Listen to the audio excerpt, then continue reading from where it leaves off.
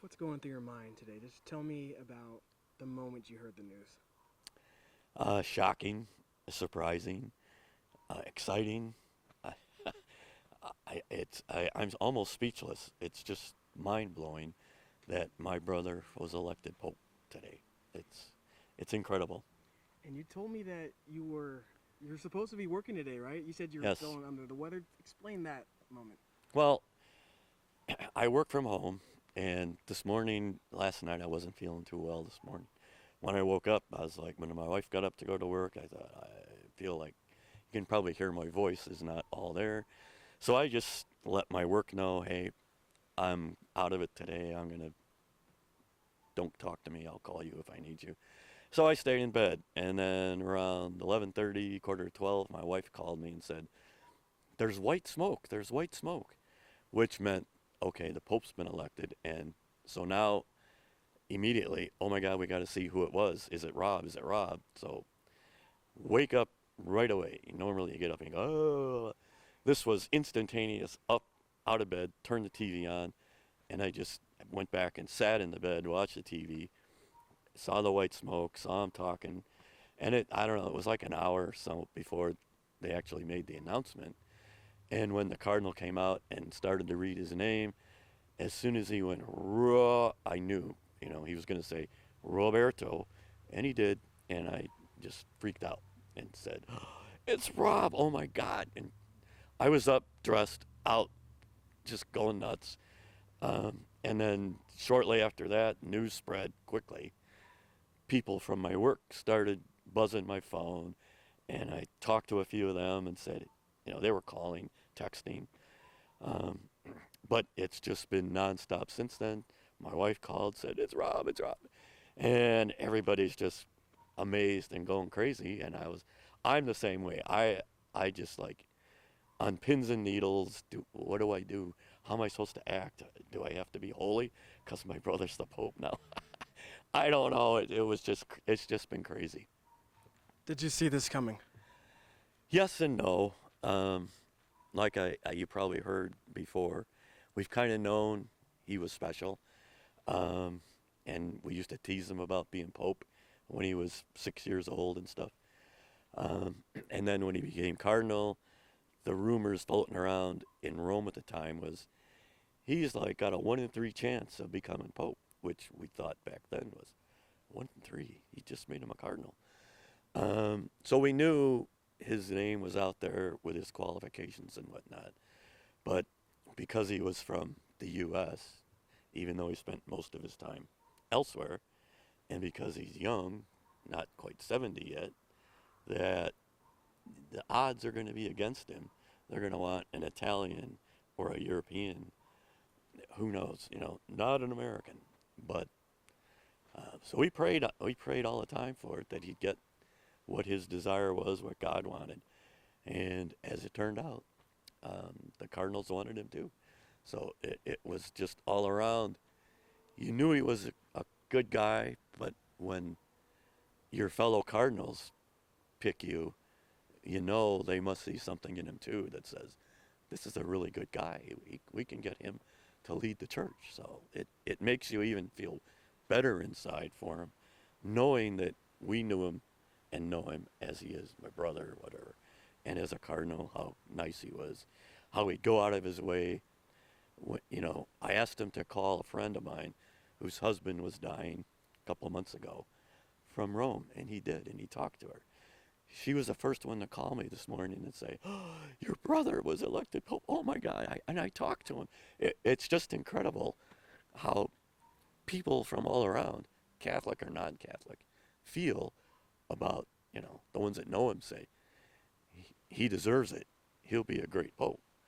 The ones that don't know him are like asking me now, what makes him good? Well, that's just the way he is. He's lived his life as a um, representative of Christ here. He's goes out of his way to help people, takes care, um, just nothing but good stuff. And he made history today for America. Like, how do you feel about that? It's incredible. It's awesome. It's nice to see. Um, I just hope others, here and overseas, that it doesn't turn political because, oh, he's an American, he's going to screw the church up. Hopefully that doesn't happen, and it just keep the nationalism out of it, and let's just be the Catholic Church and guide the church, never mind what this country says or that country. But as an American, I don't know. I think he's been in other places enough so that if he does do like Pope Francis did, go to some of these war-torn areas and talk to people, he can do it as the Pope, not as an American. Like, again, take the politics out of it. I'm not here, like, to tell you what Trump said. I'm here as the Pope to say, this is what you should be doing. So as long as that stays, and keep the politics out of it, I think it'll be great, American or otherwise. But just because he's American, to me, that's awesome. We have the first American Pope. It's history setting. When we talk to him, I can understand what he's going to say, because I'm assuming he'll talk to me in English. When we went to see Pope Francis before, we had a good time talking with him, but I only understood about every third word because my Italian is really bad. So we had a good time, laughed. We hit it off because he was the oldest of his brothers. I was the oldest of mine. So he's like, oh, we come back, come on. We had a good time, but again, I couldn't understand him. So now we have an American Pope that knows how to speak English. If we talk to him on the phone, I'll be able to understand. What type of Pope do you think he'll be? I think he'll be fantastic. Again, I don't think there'll be a lot of politics involved. I wouldn't call him conservative. I wouldn't call him liberal church-wise with the church rules. I'd say he's more on here's the rules that have been set, let's follow them. Francis kind of opened some things up a little more, was a little more liberal, with the transsexuals and the homosexuals and whatnot. To me, yeah, the church should be welcoming of them, but again, there's limits because some of that stuff is against church rules, but you don't just kick them away. You got to try to bring them back, and I think he'll be open to that as well and good at doing that. Again, he's young enough, so I keep hearing, the resurgence of the church with the young people. Well, and now we have a younger pope, so hopefully that will encourage more young people to get back with the church and start going to church again. We can only hope, because the church has been going through some rough times, and I feel for him because I hope he hasn't stepped into something that's going to kill him. It's just too much. But I think he'll be able to handle it and ration where he puts his time to whatever he's having to deal with and comes up. So overall, I think he'll do well. What issues do you think he'll try to promote? That I wouldn't even begin to guess. I couldn't tell you. I mean, I know him as my brother. That, as far as church stuff goes, I have no idea. I don't know. Again, because I don't, what's on the docket for the church right now, I have no clue. He's probably just finding out what Francis had on his plate, and do I want to do that? Do I want to do? There's no telling. I don't know. And until we get to talk to him, there's no way to know. I wouldn't begin to guess. Do you think he will change any policies or encourage more inclusion, or what do you think about that? Actually, I think he'll continue the status quo. I don't think he'll initiate any new policies per se. I don't think. Again, just my guess. But in order to stabilize things, rather than come in and tear something down or try to recreate the wheel, okay, we've got a base where it is. Let's massage it and make it work for everybody, I think is where he'll probably, I'm assuming, is where he'll go. But again, I'm just guessing. Have you talked to him since the announcement, or you've been trying to get in touch with him? Tell me about that. No, I haven't attempted to call him. He hasn't attempted to call us. I suspect he's overwhelmed, just like here, people calling us, like you, to interview. He's probably up to his eyeballs in people talking to him, cardinals coming to see him about, hey, let's do this. I'm sure he's swamped. Um, we were thinking about flying out to Rome tomorrow to see him. But again, we don't know if we'll even be able to see him because he could be, again, locked away doing Pope things that I can't see right now. So, yeah, I don't know. We probably will wait till we hear from him before we actually go over there. My other brother, John, in Chicago, he is going to take a chance and go over there. I talked to him earlier, and he's, we don't know what we're going to do. We don't know where we're going to stay. We have no. And I said, well, okay, you going to see Rob? We don't know. So I'm like, that's a lot of money just to go and not have any luck. So, and I'm a little under the weather still, so maybe I'll just wait to hear back. And when he says, okay, I have a window here, you can come now, and try that. So.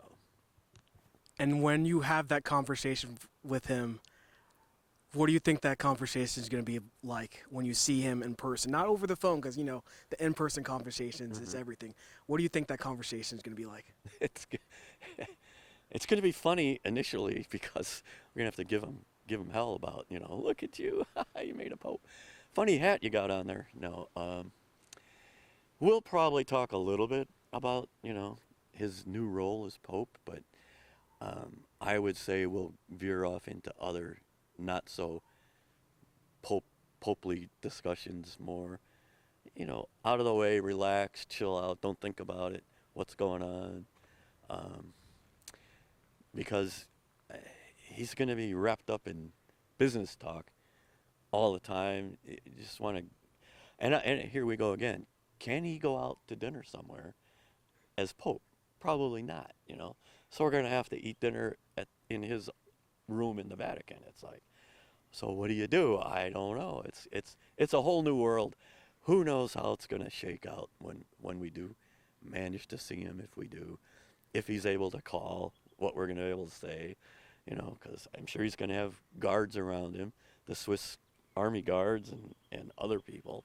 So I don't know. I'm looking forward to it just to see, but I'm also kind of in the back of my mind going, if we do go and get to see him, we may never be able to see him again because, you know, he's got his new name, he's got his new job, he's got to minister to the rest of the world, not just talk to us. So it's like, because I think Francis never got to go back and see his family again.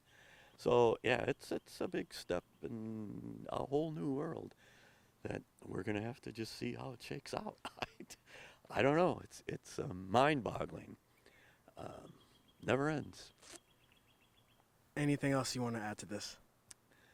Not really. I'm in shock. I'm having a hard time coming up with words because my mind is blown that my brother is the Pope, and it's like I try to say something coherently, and there's 19,000 other thoughts running through my brain. My brother's the Pope. Wow, I can't believe it.